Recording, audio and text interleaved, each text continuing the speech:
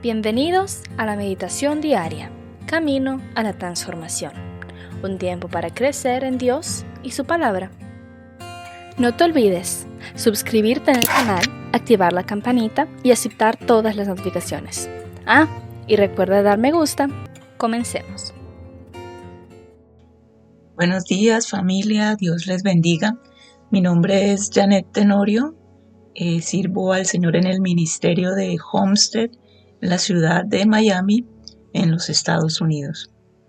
En este tiempo de devocional Camino a la Transformación, continuando con la serie La Preciosa Sangre de Jesús, en este día estudiaremos un poco acerca del proceso seguido cada año, el día de la expiación.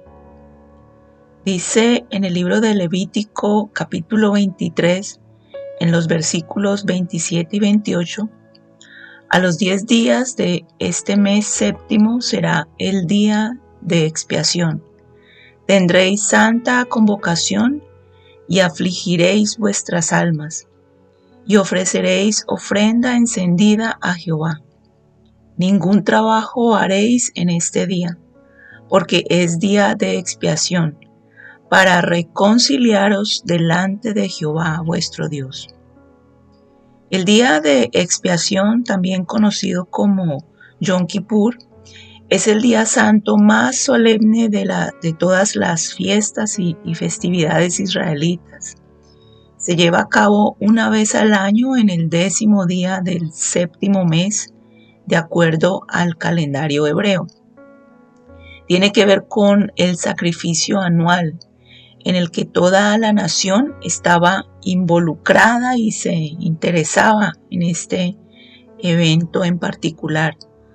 Todo el servicio de este día está encomendado al sumo sacerdote. El pueblo tenía que observar este día religiosamente con santo reposo y con santa lamentación por el pecado. Y esto debía ser para ellos por estatuto perpetuo. En el capítulo 16 de este libro de Levítico se describe completamente el procedimiento del ritual de la expiación que comenzó con Aarón, el hermano de Moisés, y que continuó con todos sus descendientes que serían los sumos sacerdotes de Israel. Solo ellos podían entrar al lugar santísimo. En la instrucción de Dios se destacaba la solemnidad de la jornada de expiación y el Señor le decía a Moisés que advirtiera a Aarón para que no entrara en el lugar santísimo cada vez que quisiera hacerlo, sino solamente en este día especial, una vez al año, para que no muriera. Esta era una ceremonia que no había que tomarse a la ligera, y el pueblo tenía que entender que la expiación por el pecado debía hacerse a la manera de Dios. Entonces, antes de entrar en el tabernáculo, Aarón y todos los sumos sacerdotes que le sucedieron, primero tenían que lavar su cuerpo y colocarse una ropa especial, prendas de lino, vestir de una manera sencilla, en una señal de humildad. Luego debían sacrificar un becerro como ofrenda por el pecado, para él como sumo sacerdote y también por su propia familia. La sangre del becerro había que esparcirla sobre el arca del pacto. Después Aarón debía traer 2 machos cabríos, uno para Jehová, que debía ser sacrificado como ofrenda de expiación a causa de las impurezas de los hijos de Israel, de sus rebeliones y de todos sus pecados, y su sangre era rociada también sobre el arca del pacto.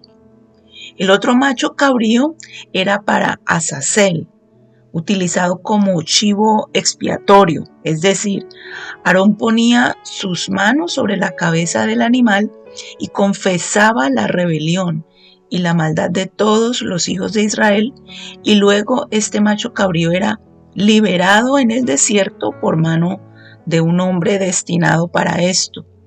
El macho cabrío llevaba sobre sí todos los pecados del pueblo, que eran perdonados por un año. Cada año debía hacerse esto. Dice Levíticos 16 en el versículo 30, porque en este día se hará expiación por vosotros y seréis limpios de todos vuestros pecados delante de Jehová. El ritual del lavamiento del sumo sacerdote, al igual que los israelitas, a menudo eran necesarias en todo el Antiguo Testamento, porque simbolizaban la necesidad que la humanidad tiene de ser limpia del pecado. Entonces, antes que el sumo sacerdote pudiera hacer expiación por la nación, él debía hacer expiación para sí mismo. Cuando Jesús ofreció la perfecta expiación por el pecado, él no hizo una expiación para sí mismo, no la necesitaba, pues él era limpio y sin pecado, sin mancha. Y lo más importante para nosotros, los cristianos, los hijos de Dios que hemos recibido a Cristo en nuestro corazón, para nosotros lo más importante es entender que cuando Jesús vino a hacer el sacrificio, una vez y para siempre, la necesidad de estas ceremonias y de rituales de sacrificio para la purificación cesó. Todo cesó.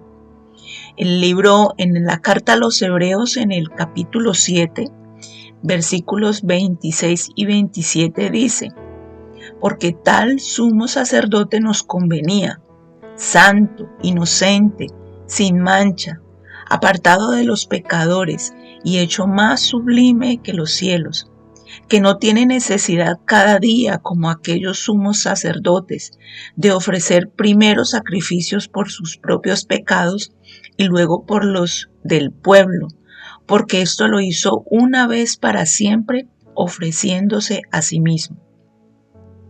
La sangre de los toros y de los machos cabríos solo podían expiar los pecados si el ritual se realizaba continuamente, año tras año, mientras que el sacrificio de Cristo fue suficiente para todos los pecadores de todos los que llegaran a creer en Él.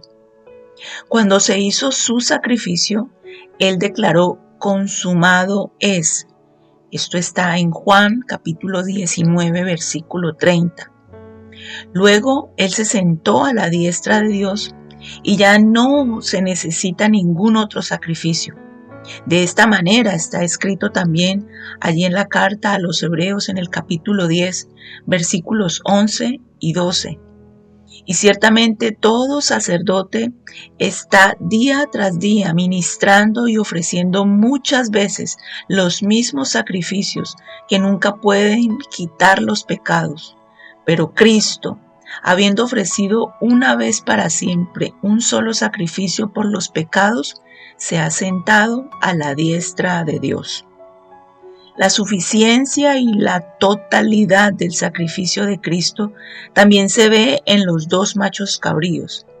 La sangre del primer macho cabrío se rociaba sobre el arca del pacto, en un ritual que apaciguaba la ira de Dios por otro año.